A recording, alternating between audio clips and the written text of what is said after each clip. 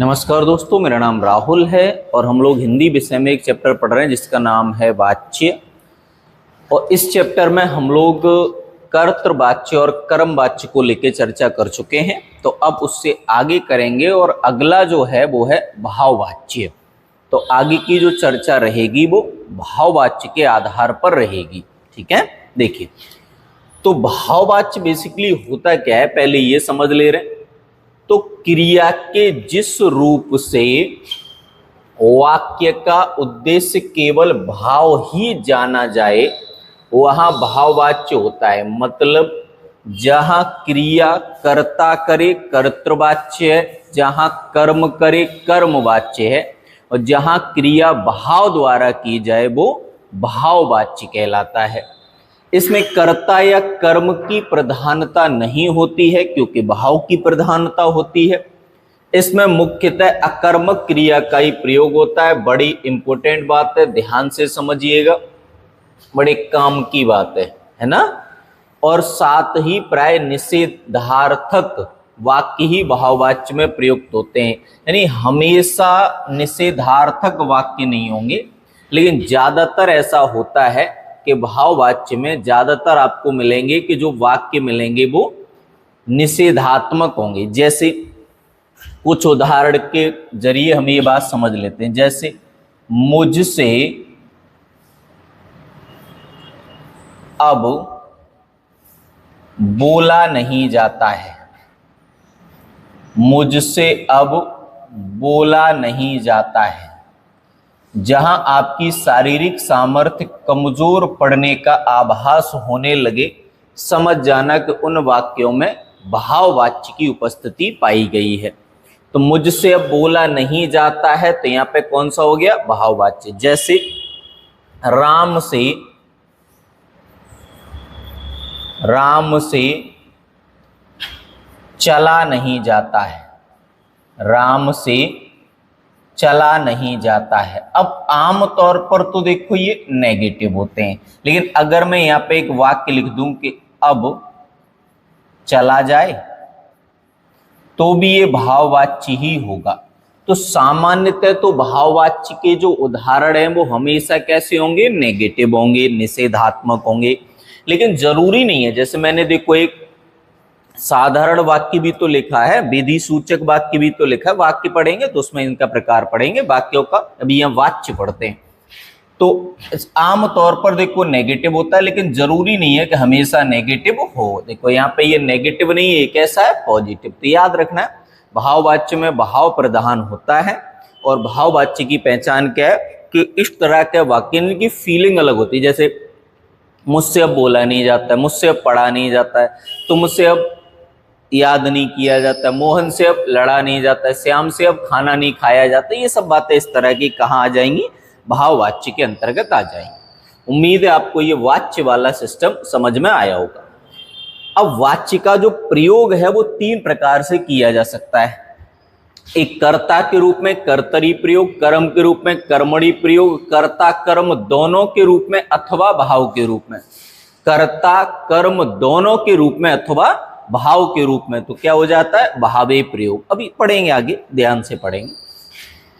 कर्तरी प्रयोग में क्या होता है, देखो मेरी बात को समझना। डेफिनेशंस अगर आप समझ पाओगे तो मैं याद करा दूंगा, क्योंकि परिभाषाओं में ज्यादा विभिन्नताएं नहीं होती, समानताएं ज्यादा होती हैं, है कि नहीं, आप जानते हैं ये बात। तो जैसे तो कर्तरी प्रयोग में लिखा हुआ डेफिनेशन है कि जब कर्ता के लिंग वचन और पुरुष के अनुरूप क्रिया हो तो वह कर्तरी प्रयोग कहलाता है। तो जब क्रिया जो है किसके अनुरूप हो, कर्ता के अनुरूप हो। जब क्रिया का लिंग वचन और पुरुष कर्ता के अनुसार वाक्य में प्रयोग किया जाए तो कर्तरी प्रयोग। कुल मिला के अपनी भाषा में कह दूं, कर्ता प्रमुख होगा। मुख्य सवाल, मुख्य क्रिया कर्ता पर निर्भर करेगी। तो जब क्रिया कर्ता पर निर्भर करे तो समझ जाना कर्तरी प्रयोग है। जैसे लड़का पत्र लिखता है, कौन, लड़का। अब एक बात बताओ, सिंपल बात मुझे बताना, ये कर्तृवाच्य का उदाहरण है या कर्मवाच्य का उदाहरण है? तो अब एक झटके में बोलेंगे कर्तृवाच्य का उदाहरण है। तो कर्तृवाच्य के उदाहरण कर्तरी प्रयोग के अंतर्गत आएंगे। बस लड़कियां पत्र लिखती हैं, कर्तृवाच्य का वाक्य कर्तरी प्रयोग के अंतर्गत आएगा। उसमें क्या रटना है, आराम से समझ लो। जो पढ़ा आपने कर्तृवाच्य वही अब क्या है, कर्तरी प्रयोग है ना। बस इतना है, आराम से समझना। अब अच्छा पहचान कैसे, देखो एक और पहचान है ना। लड़का देखो क्या है, पुल्लिंग है, इसलिए लिखा है लिखता है। लड़कियां लिखती हैं, ये वाली बात है। अब देखो दूसरा है कर्म के आधार पर कर्मणी प्रयोग। अब सुनो, देखो वहां था कि जब क्रिया, पिछले में था कि जब क्रिया कर्ता के लिंग वचन और पुरुष के अनुरूप हो तो वह कर्तरी प्रयोग कहलाता है। यानी जब क्रिया कर्ता के अनुरूप हो तो कर्तरी प्रयोग कहलाता है, और जब वही क्रिया कर्म के अनुरूप हो तो कर्मणी प्रयोग कहलाता है। तो नहीं समझ में आया? क्रिया अगर कर्ता के अनुरूप हो तो कर्तरी प्रयोग कहलाएगा, क्रिया अगर कर्म के अनुरूप हो तो कर्मणी प्रयोग कहलाएगा। सिंपल सी बात है जो मुझे और आपको समझ लेनी है। कुल मिला के बात इतनी सी है, बाकी सब झंझटों में पढ़ना नहीं है, ना मुझे ना आपको।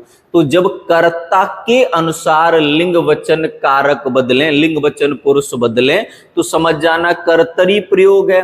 कैसे पहचानोगे? कर्तृवाच्य के सभी उदाहरण कर्तरी प्रयोग के अंतर्गत आएंगे और कर्मवाच्य के सभी उदाहरण कर्मणी प्रयोग के अंतर्गत आएंगे। कर्मवाच्य के उदाहरण कैसे होते हैं अभी समझाऊंगा, देखिए गौर से। जैसे उपन्यास मेरे द्वारा पढ़ा गया, कर्मणी प्रयोग का सबसे आसान तरीका है द्वारा शब्द। कर्मणी प्रयोग की पहचान का सबसे आसान तरीका क्या है? एक शब्द मिलेगा आपको द्वारा, छात्रों से शब्द मिल गया, से या के द्वारा, से अथवा के द्वारा। आपको वाक्य में मिलेगा से अथवा वाक्य में मिलेगा के द्वारा। युद्ध में हजारों सैनिक मारे गए, देखो लिखा तो नहीं है से अथवा के द्वारा, तीन पहचान है ना। हाँ तीनों वाक्य ध्यान देना। या एक तो है कि वाक्य में द्वारा शब्द मिल जाएगा, एक है कि वाक्य में से शब्द मिल जाएगा। सीधी बात यह है भैया कि अगर काम स्वयं करो तो कर्तृवाच्य होता है, काम दूसरे से करवाओ तो कर्मवाच्य होता है। तो जहां कर्मवाच्य होगा, जहां कर्मवाच्य के उदाहरण मिलेंगे वहां कर्मणी प्रयोग होगा। और कैसे? देखो उपन्यास मेरे द्वारा, छात्रों से, किससे? छात्रों से। युद्ध में हजारों सैनिक मारे गए, किसी के द्वारा मारे गए होंगे। जैसे इन्हीं तीनों वाक्यों को लीजिए, ये कर्तरी प्रयोग में कैसे होंगे? तो देखो उपन्यास मैंने पढ़ा, ये हो गया कर्तरी प्रयोग।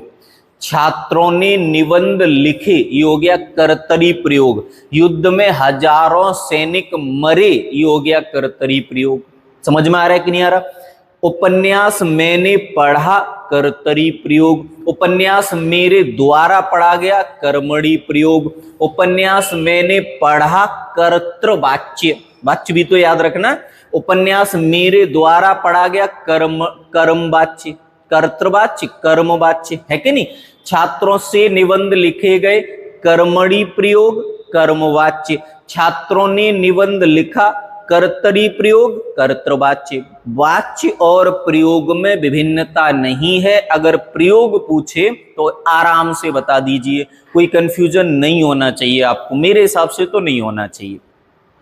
युद्ध में हजारों सैनिक मरे, कर्तृवाच्य हो गया, कर्तरी प्रयोग हो गया। युद्ध में हजारों सैनिक मारे गए, कर्मवाच्य हो गया, कर्मणी प्रयोग हो गया। तो क्या प्रयोग और वाच्य को लेके इतनी विविधता है कि मुझे समझाने में दिक्कत हो रही है? बिल्कुल नहीं, मुझे तो नहीं हो रही। आपको समझने में दिक्कत हो रही है तो फिर से समझ लीजिए, सुनिए मेरी बात को पुनः एक बार, ठीक है ना? मैं आगे बढ़ जाऊं क्योंकि ज्यादा लंबा टॉपिक है नहीं, मैं फालतू में उसको 1 घंटे का क्यों खींचूं, बात को अपने कह के खत्म कर ले रहा हूं। बढ़ूं मैं आगे, चलिए आगे बढ़ते हैं।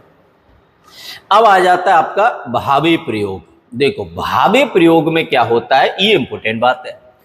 आप लोगों ने पढ़ा कि कर्तृवाच्य की सकर्मक क्रियाएं, जब उनके कर्ता और कर्म दोनों विभक्ति युक्त हों तो वे भावे प्रयोग के अंतर्गत आती हैं, पहली बात। दूसरी बात, इसी प्रकार भाववाच्य की सभी क्रियाएं, भाववाच्य की सभी क्रियाएं भी भावे प्रयोग में मानी जाती हैं। मतलब क्या हुआ, जहां भाववाच्य होगा, वहां जहां जहां भाववाच्य होगा वहां तो भावे प्रयोग होगा ही होगा, लेकिन जहां जहां कर्तरी वाच्य की सकर्मक क्रियाएं कर्ता और कर्म दोनों विभक्ति का उपयोग करेंगे तो वहां भी भावे प्रयोग होगा। मतलब कहने का यह हुआ कि अगर एक वाक्य में कर्तरी प्रयोग भी स्पष्ट हो जाए और कर्मणी प्रयोग भी स्पष्ट हो जाए, दोनों ही प्रयोगों की पुष्टि हो जाए, तो समझ जाना वो फिर भावी प्रयोग में आएगा। लेकिन ऐसा कहाँ है, एक आध कोई उदाहरण होगा, वो अपनी परीक्षाओं से बहुत दूर है। लेकिन एक इंपॉर्टेंट बात समझनी है, देखो मैं अपनी भाषा में समझाता हूँ। भावी प्रयोग एक बात बहुत जरूरी है, बहुत समझनी है। देखो पहले वाच्य को थोड़ा देख लेते, ठीक है। अनीता ने वेल को सींचा, तो अनीता ने वेल को सींचा, ये है आपका कर्तृवाच्य, ये है आपका कर्तृवाच्य। लिखने की क्या जरूरत है, अनीता ने वेल को सींचा, कर्तृवाच्य। लड़कों ने पत्र को देखा है, कर्तृवाच्य। लड़कियों ने पुस्तकों को पढ़ा है, कर्तृवाच्य। पहले कर्तृवाच्य की बात कर लो। अब देखो यहां पे, जब कर्तृवाच्य में कर्म भी उपस्थित हो, कर्तवाच्य में कर्म भी उपस्थित हो, जैसे अनीता ने वेल को सींचा, किसे, वेल को। लड़कों ने पत्रों को देखा, किसे, पत्रों को। लड़कियों ने पुस्तकों को पढ़ा, किसे, पुस्तकों को। पढ़ा था ना कारक, कारक में क्या पढ़ा था, विभक्ति को। काई की पहचान होती है, कर्म की। तो अगर कर्तरी वाच्य के वाक्यों में, कर्तरी वाच्य के वाक्यों में कर्म उपस्थित हो तो वे हमेशा भावे प्रयोग के अंतर्गत आएंगे, भावे प्रयोग। अब यहां ये बात ध्यान रखनी है कि ये प्रयोग है भावे प्रयोग, लेकिन ये तीनों ही वाक्य हैं। कौन से वाच्य में, कर्तरी वाच्य में। समझ पा रहे हैं ना। तो जब कर्तरी वाच्य में कर्म भी उपस्थित हो, कर्तरी वाच्य में कर्म भी उपस्थित हो, तो वहां पे हमेशा भावे प्रयोग आएगा, वाच्य तो। और जहां भाववाच्य हो, जैसे अब उससे चला नहीं जाता, भाववाच्य है, तो भाववाच्य तो सीधा ही सीधा है, भाववाच्य तो भावी प्रयोग में आएगा ही आएगा। देखो कर्तृवाच्य कर्तरी प्रयोग के अंतर्गत पड़ा आएगा, कर्मवाच्य कर्मणी प्रयोग के अंतर्गत आएगा, भाववाच्य भावे प्रयोग के अंतर्गत आएगा। बस एक बात सीखनी है कि कर्तरी वाच्य की क्रिया अगर सकर्मक हो और वहां कर्म उपस्थित हो, सकर्मक हो और कर्म उपस्थित हो, तो वो कहां पढ़ा जाएगा, भावे प्रयोग के अंतर्गत। क्लियर मेरी बात, कोई कंफ्यूजन तो नहीं इस बात को लेकर। बढ़िया, चलिए आगे की बात कर लेते हैं। वाच्य परिवर्तन, तो जैसे कर्तृवाच्य से कर्मवाच्य अगर बनाना हो तो क्या क्या करते हैं। सबसे पहली बात, कर्तृवाच्य की क्रिया को सामान्य भूतकाल में बदलना चाहिए। दूसरी बात, उस परिवर्तित क्रिया रूप के साथ काल, पुरुष, वचन और लिंग के अनुसार जाना क्रिया जोड़ देनी चाहिए, जाना क्रिया जोड़ देनी चाहिए। और इनमें से अथवा के द्वारा का प्रयोग करना चाहिए। कर्मवाच्य की पहचान यही है, से अथवा के द्वारा। जैसे यहां समझो, कुछ वाक्यों को समझ लेते हैं तब ये बात आपको समझ में आएगी। देखो तो ये आपके कर्तृवाच्य के उदाहरण है और ये आपके कर्मवाच्य के उदाहरण है, ठीक है, आराम से समझो। देखो श्यामा उपन्यास लिखती है, तो श्यामा उपन्यास लिखती है तो कर्तृवाच्य हो गया। और श्यामा से उपन्यास लिखा जाता है या लिखाया जाता है, लिखा जाता है या लिखाया जाता है, ज्यादा बेहतर है लिखाया जाता है, तो कर्मवाच्य हो गया। यहां श्यामा काम खुद कर रही है, यहां उससे कोई करवा रहा है कि नहीं। तो जब काम खुद करोगे तो कर्तृवाच्य, जब कोई करवाएगा तो कर्मवाच्य। जैसे श्यामा ने उपन्यास लिखा तो कर्तृवाच्य, श्यामा से उपन्यास लिखाया गया, लिखाया गया, ठीक है, लिखाया गया, सही कर लेना, ये लिखाया गया तो क्या हो गया, कर्मवाच्य। जैसे श्यामा उपन्यास लिखेगी, श्यामा से या के द्वारा कुछ भी जोड़ दो, उपन्यास लिखाया जाएगा, लिखाया, ठीक है, सब जगह या जोड़ना है, लिखाया जाएगा। तो देखो जहां श्यामा काम खुद करेगी वो तो हो गया कर्तृवाच्य, और जहां श्यामा से काम कोई करवाएगा वो हो गया आपका कर्मवाच्य। इस बात को लेके मुझे तो नहीं लगता कि कोई समस्या है अब जीवन में, सॉरी चैप्टर में। जीवन में तो मिट जाएंगे, आप थोड़ा पढ़ लो, जीवन में भी मिट जाएंगे। चलिए आगे बढ़ने का प्रयास करते हैं। कर्तृवाच्य से भाववाच्य बनाना, कर्तृवाच्य से भाववाच्य अगर बनाना है तो क्या क्या नियमों का अनुसरण करना है, ये सीखने का प्रयास कीजिए। इसके लिए क्रिया अन्य पुरुष और एक वचन में रखनी चाहिए। कर्ता में करण कारक की विभक्ति लगनी चाहिए। करण कारक की विभक्ति, करण कारक की विभक्ति क्या होती है? से। आमतौर पर कर्ता के बाद से जुड़ जाना चाहिए। क्रिया को सामान्य भूतकाल में लाकर उसके काल के अनुरूप जाना क्रिया का रूप जोड़ देना चाहिए। क्या होता है ये सब यहाँ पढ़ेंगे।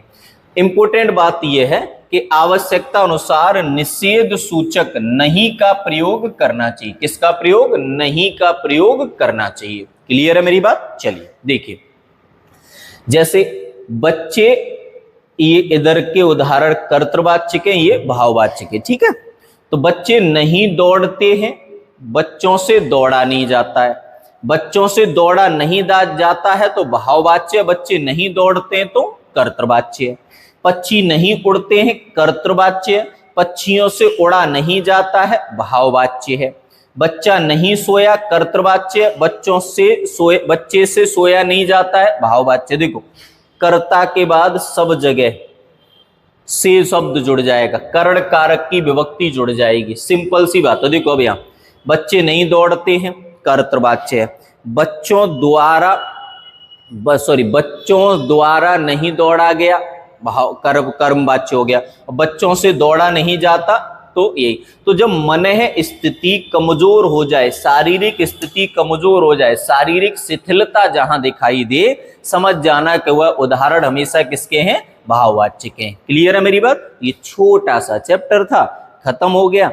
मैं इसका एक सेशन अगला और लेके आऊंगा, उसमें मैं इसके लगभग 30-40 सवाल ले आऊंगा, है ना। तो 30-40 प्रश्न जब आपके सामने हो जाएंगे तो स्पष्ट हो जाएगा आपके लिए कि इस तरह से चीजें कहां कहां कैसे कैसे अप्लाई होती हैं। क्योंकि ये चैप्टर ऐसा है कि 30-40 सवाल अगर कर लेंगे ना हम लोग तो बढ़िया तरह समझ में आ जाएगा। ठीक है, चलिए आप पहले इस क्लास को देख लीजिए, समझिए, सुनिए ध्यान से, मन लगाकर पढ़िए। ठीक है, बाकी मिलेंगे हम अगली क्लास में। तब तक खुश रहिए और ख्याल रखिए। धन्यवाद।